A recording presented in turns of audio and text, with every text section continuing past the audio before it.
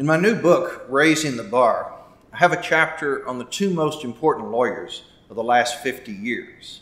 That is, the two most important lawyers in the modern era. For me, the choice was easy. The two most important lawyers of my lifetime are Leon Jaworski on the litigation side and James A. Baker III on the transactional side. My message today comes from the lives of these two great men. Why Leon Jaworski? Through his handling of the government case in United States versus Nixon, Leon Jaworski cemented the power of the rule of law in this country for all time, establishing that no person, not even a president of the United States, is above the law. Why James Baker? Through his counseling, consensus building, negotiating, and deal-making, Secretary Baker mastered the power game. First in Washington under President Reagan as White House Chief of Staff and Secretary of Treasury, and then he mastered the power game around the world as President Bush's Secretary of State from 1989 through 1992, when, among other things, he orchestrated the disintegration of the Iron Curtain, the end of the Cold War, the unification of Germany, and the liberation of Kuwait in the Gulf War. In other words, using his talents developed as a business transactional lawyer, James Baker changed the world for the better. Leon Jaworski. What were the traits that caused Leon Jaworski to become a game-changing litigator throughout his illustrious career? Well, to me, 4 traits stand out. First, although most of his years in the legal trenches were spent billing time as a commercial litigator in private practice, Leon Jaworski always kept his antenna up for the opportunity to serve a higher cause. And when that opportunity arose, he seized it.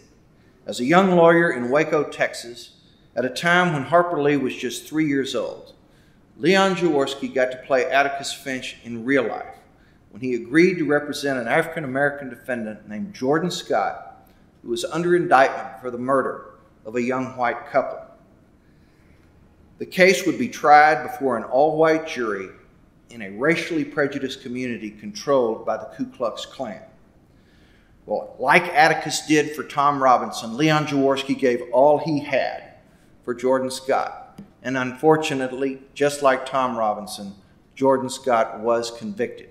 But somebody in Waco, Texas, had to stand up for the right of Jordan Scott to have that right to be deemed innocent until proven guilty.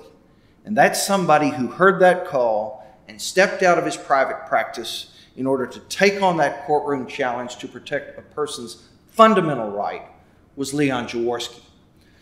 His capacity to take professional responsibility for higher cause would continue throughout the remainder of his career, like when he volunteered to serve his country as the leading prosecutor of Nazi war criminals from 1943 to 1945, like when he accepted the invitation of United States Attorney General Robert Kennedy in 1962 to represent the Justice Department in compelling Mississippi Governor Ross Barnett to integrate Ole Miss, and like when he accepted White House Chief of Staff Alexander Haig's invitation in 1973 to take on the role of Watergate Special Prosecutor.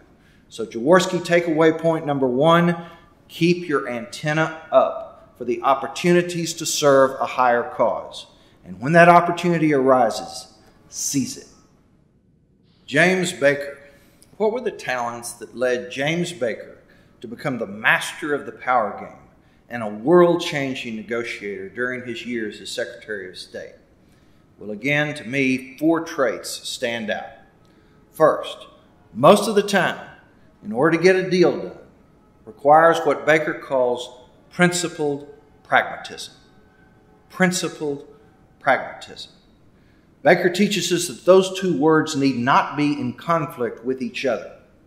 Principled pragmatism means turning ideas into transactions or policies and accepting victory on terms that can be won, even if those terms aren't perfect.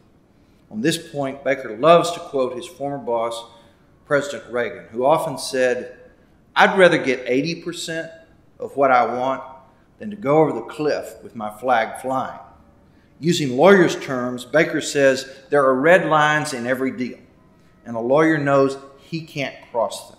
And his counterpart across the table has his red lines, and he can't cross them. So the key is to know which points aren't deal breakers and use them to get to the goal line of consummating a negotiation.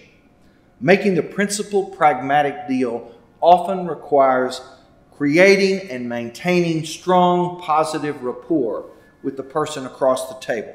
And once that rapport, that genuine trust is established, then both sides can be more forthright and expedite the negotiations toward resolution.